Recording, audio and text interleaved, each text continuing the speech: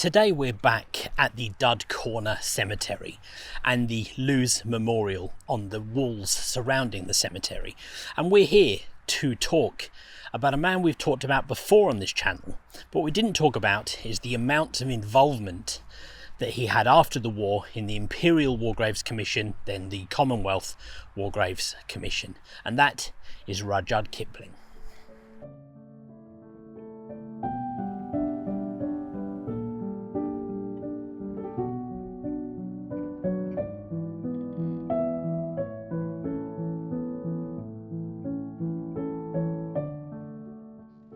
So we talked in our video about John Kipling, about the torment that his death caused for Rudyard Kipling, the guilt that he felt after the war for whether or not he had encouraged his son to join up, and we've talked about the fact that John himself was very keen to join up, but nonetheless the guilt that you would feel as a father for encouraging your son to go to war and then be lost and killed in war.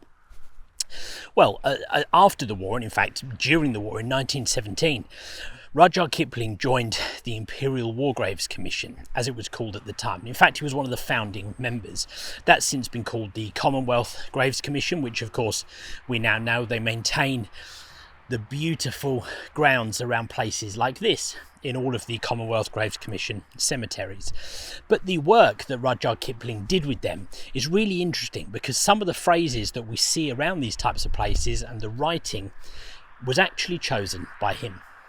So as we know, Rudyard Kipling was an author, and his main involvement in the Graves Commission was as the literacy advisor.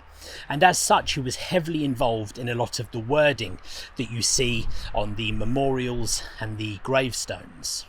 Now, as we know, John Kipling, Rudyard's son, was killed here in the Battle of Lewes in September 1915. Now, of course, one of the things we talked about in our John Kipling video is that his body was not identified as being him until 1992. That meant prior to that, he had no known grave. And so as such, along with all the other men who were missing, he was named on one of the memorials to the missing.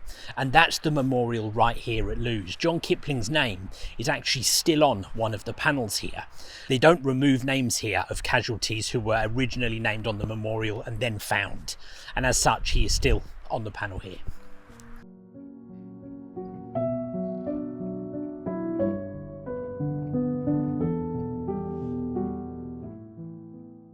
So here at the Lewes Memorial on panel number 9, we have Lieutenant J.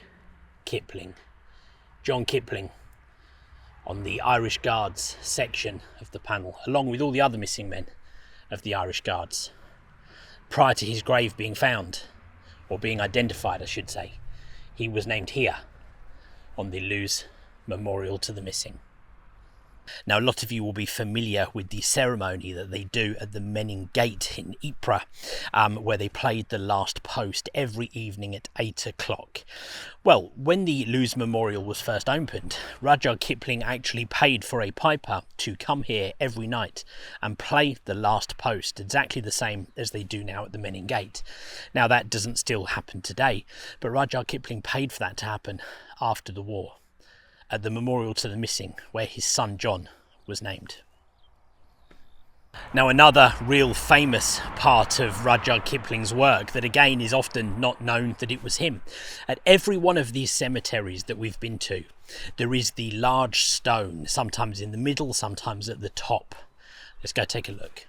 So here at the Dud Corner Cemetery and the Lewes Memorial, we have the stone at the top of the cemetery.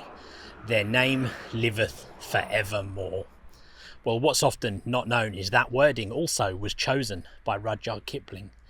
Their name liveth for evermore.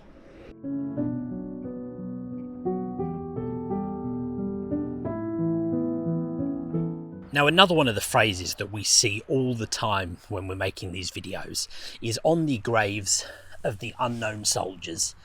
As well as having wording like a soldier of the Great War, you will have this phrase at the bottom, known unto God. Well, something that's not often known is that Rudyard Kipling picked that wording, known unto God. That was him who picked that. and now you see it on thousands of Commonwealth graves all over the world. A phrase that's now famous and synonymous with the Commonwealth Graves Commission, but again, wording chosen by Rudyard Kipling. So look, I hope you enjoyed this little video, bit of a bonus video really. I know it's only a short one, but as I've been travelling around Lewes, I've been thinking a little bit about Rudyard Kipling and his involvement after the loss of his son during the Great War. And I thought it was something worth talking about, so I wanted to come back here and make a video. Hope you guys found it interesting. Thank you very much for watching. I'll see you on the next one.